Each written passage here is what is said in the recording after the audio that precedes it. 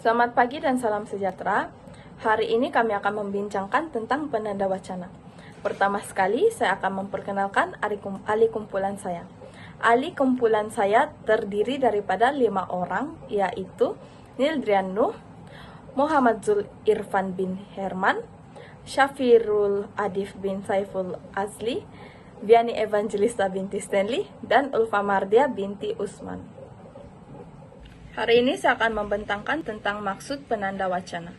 Penanda wacana merupakan satu unsur yang memberi kesinambungan kepada ide-ide yang hendak disampaikan dan memberi keutuhan kepada perkataan-perkataan yang mempunyai berkaitan. Penanda wacana merupakan kata dan frasa dalam perenggan atau bab yang mempunyai berkaitan antara satu sama lain bagi menghasilkan sebuah penulisan yang utuh dan koheren. Sekarang kita masuk kepada peranan penanda wacana. Penanda wacana yang digunakan dalam penulisan mempunyai peranan yang berbeza-beza dan fungsi yang sangat luas bergantung kepada tujuan dan konteks penulisan yang dihasilkan. Terdapat 4 fungsi penanda wacana dalam tata bahasa, yaitu yang pertama ialah penghubung tambahan. Penanda wacana yang terdapat di dalam jenis penghubung tambahan ialah seperti, ialah, dan, lalu, malahan, tambahan pula, lebih-lebih lagi, dan di samping itu. Peranan penanda wacana yang kedua ialah sebagai tentangan atau penghubung tentangan ataupun sebaliknya. Penanda wacana bagi tujuan penghubung sebaliknya atau tentangan adalah seperti, tetapi, sebaliknya, namun begitu, dan walau bagaimanapun. Penanda wacana yang ketiga ialah sebagai penghubung musabab atau sebab. Penanda wacana menunjukkan musabab atau sebab adalah seperti kerana, oleh sebab itu, oleh hal demikian, dengan itu, dan maka itu. Yang terakhir ialah penghubung tempo masa atau ketika. Penanda wacana yang terdapat di dalam jenis penghubung tempo masa atau ketika ialah seperti pertama, kedua, seterusnya, kemudian, selepas itu, maka itu, dan akhirnya. Seterusnya saya akan meneruskan pembentangan ini dengan tajuk perbezaan penanda kronologi dan organisasi dengan contoh. Ini merupakan perbezaan antara penanda wacana kronologi dan penanda wacana organisasi. Kronologi bermaksud digunakan untuk persoalan yang berkaitan dengan waktu. Manakala organisasi mempertautkan sesuatu bahagian wacana dengan bahagian lain. Ini merupakan contoh-contoh penanda wacana kronologi dan penanda wacana organisasi. Contoh-contoh penanda wacana kronologi adalah kini, lantas, mula-mula, lepas itu, sebelum, semenjak, pada suatu waktu, 2 tahun kemudian. Manakala organisasi adalah pertama, tegasnya, contohnya, akhir sekali dalam hal ini, sebagai kesimpulan, dan dalam hubungan ini. Seterusnya, saya akan membentangkan tentang kepentingan penanda wacana. Yang pertama, kepentingan penanda wacana ini, dia akan menghubungkan idea-idea dalam ayat. Macam mana? Jadi, penanda wacana ini dia berfungsi untuk menghubungkan ayat dengan ayat yang lain. Seperti ayat tunggal pertama akan dihubungkan dengan ayat tunggal yang kedua. Contohnya, seperti dalam pembentangan ini, pelajar perlu rajin membaca kerana pelajar dapat menambah ilmu pengetahuan. Jadi, penanda wacana seperti kerana itu adalah merupakan kata yang akan menghubungkan ayat dengan ayat yang lain. Seterusnya, memperbaiki aliran dan struktur penulisan. Jadi, maksudnya nih, penanda wacana ini berperanan untuk memperbaiki suatu penulisan supaya dapat difahami dan juga lebih lengkap lah. Contohnya, segelintir remaja suka bersukan. Walau bagaimanapun, pelajaran mereka sentiasa terabai. Akibatnya, mereka mendapat keputusan peperiksaan yang tidak memuaskan. Berdasarkan contoh yang ada dalam pembentangan ini, dia ada 3 ayat. Jadi, apabila dia ada 3 ayat, dia akan menggunakan lebih daripada satu penanda wacana. Contohnya, walau bagaimanapun ia menunjukkan perkara yang bertentangan. Kerana segelintir remaja suka bersukan, perkara positif. Tapi ada kata penanda wacana walau bagaimanapun, pelajaran mereka sentiasa terabai. Dia bertentangan dengan ayat pertama, yaitu dia menjadi ayat negatif pula. Karena pelajaran mereka sentiasa terabai. Jadi, apabila kita ada ayat bertentangan, kita perlu ada kesan di akhir ayat, yaitu akibatnya. Mereka mendapat keputusan peperiksaan yang tidak memuaskan. Seterusnya, kepentingan penanda wacana yang ketiga ialah mampu meningkatkan kualiti penulisan. Kenapa? Karena karangan akan menjadi lebih tersusun dan mencerminkan kematangan bahasa.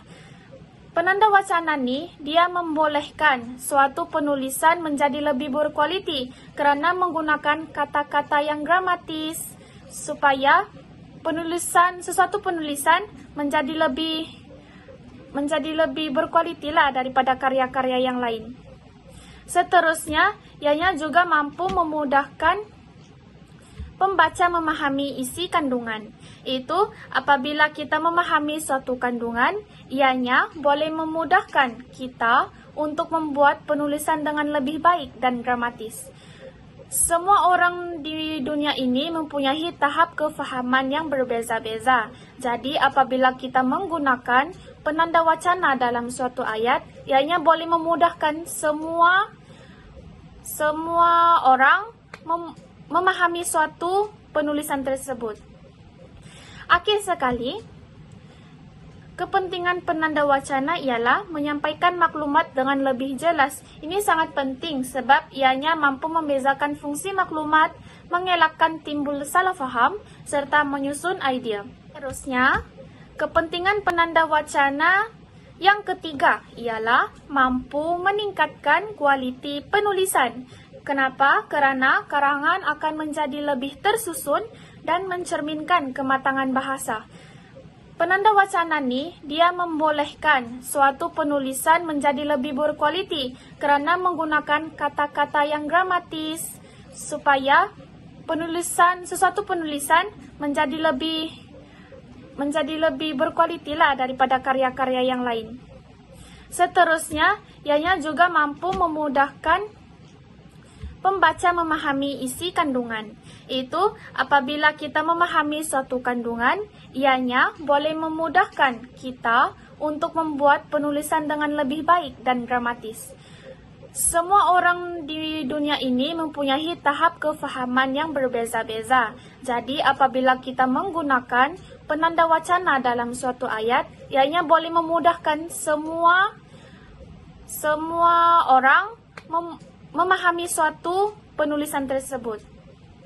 Akhir sekali, kepentingan penanda wacana ialah menyampaikan maklumat dengan lebih jelas. Ini sangat penting sebab ianya mampu membezakan fungsi maklumat, mengelakkan timbul salah faham, serta menyusun idea. Kenapa dia boleh membezakan fungsi maklumat? Karena penanda wacana ini dia banyak aspek-aspek yang menerangkan ataupun sesuai dalam suatu ayat. Begitu. Seterusnya, kenapa dia boleh mengelakkan timbul salah faham? Sebab penanda wacana ni dia boleh menghuraikan sesuatu ayat dengan lebih jelas supaya semua orang dapat memahami perkara tersebut baik ataupun tidak. Dan kita mampu menyusun idea. Kenapa? Karena penanda wacana ni dia boleh menunjukkan proses demi proses dalam suatu ayat tersebut. Contohnya kita akan menggunakan pertama sekali, yang kedua, yang ketiga, akhir sekali. Begitu. Jadi itu sahaja daripada saya. Sekian, terima kasih. Okey, baiklah. Contoh yang pertama ialah walau bagaimanapun. Walau bagaimanapun ini digunakan untuk menunjukkan penguacalian. Iaitu contoh ayat yang di bawah yang saya boleh beri ialah pelajar itu rajin mengulang kaji pelajaran setiap malam. Walau bagaimanapun, dia masih gagal dalam peperiksaan. Baiklah. Yang kedua ialah namun demikian. Namun demikian ini digunakan untuk menunjukkan perbezaan idea. Contoh ayat yang saya boleh bagi ialah Projek ini menghadapi banyak masalah kewangan, namun demikian, projek tersebut tetap dijalankan. Okey, baiklah. Yang ketiga pula ialah sebaliknya. Sebaliknya ini digunakan untuk menunjukkan sesuatu yang bertentangan. Contoh ayat yang saya boleh bagi ialah Amira gemar membaca buku. Sebaliknya, adiknya pula gemar bermain badminton. Seterusnya, kita akan masuk pada perenggan tanpa penanda wacana. Perenggan yang tidak mempunyai penanda wacana akan menyebabkan susunan ayat yang kurang lancar dan mungkin sukar untuk difahami kerana tidak mempunyai kesinambungan idea yang jelas antara satu ayat dengan ayat yang lain. Penanda wacana seperti selain itu, tambahan pula atau kesimpulannya, membantu mengalirkan idea secara sistematik, menjadikan penulisan lebih matang, gramatis dan meyakinkan. Tanpa penanda ini, teks akan kelihatan janggal dan sukar bagi pembaca untuk mengikuti aliran fikiran penulis. Berikut merupakan contoh perenggan tanpa penanda wacana. Pelajar perlu belajar bersungguh-sungguh untuk mencapai kejayaan. Mereka harus memberikan tumpuan semasa guru mengajar di dalam kelas. Pengurusan masa yang baik juga memainkan peranan penting dalam memastikan semua tugasan dapat disiapkan tepat pada waktunya. Pelajar perlu mengelakkan sikap suka bertangguh kerana tabiat ini boleh menjejaskan pencapaian akademik. Kita dapat lihat di sini bahawa perenggan yang tidak mempunyai penanda wacana akan menyebabkan peralihan antara ayat kurang lancar dan hubungan antara idea mungkin kurang jelas dan sukar untuk dibaca oleh pembaca. Seterusnya, kita akan masuk pada contoh perenggan yang mempunyai penanda wacana. Kesimpulannya, pelajar perlu belajar bersungguh-sungguh untuk mencapai kejayaan. Selain itu, mereka harus memberikan tumpuan semasa guru mengajar di dalam kelas. Tambahan pula, pengurusan masa yang baik juga memainkan peranan yang penting dalam memastikan semua tugasan dapat disiapkan tepat pada waktunya. Oleh itu, pelajar perlu mengelakkan sikap bertangguh kerana tabiat ini boleh menjejaskan pencapaian akademik. Kita dapat lihat di sini bahawa perenggan yang mempunyai penanda wacana dapat menguatkan hubungan antara ayat dan menjadikan ayat lebih gramatis dan menarik. Ianya juga dapat menjadikan idea lebih tersusun dan jelas dan mudah untuk difahami oleh pembaca.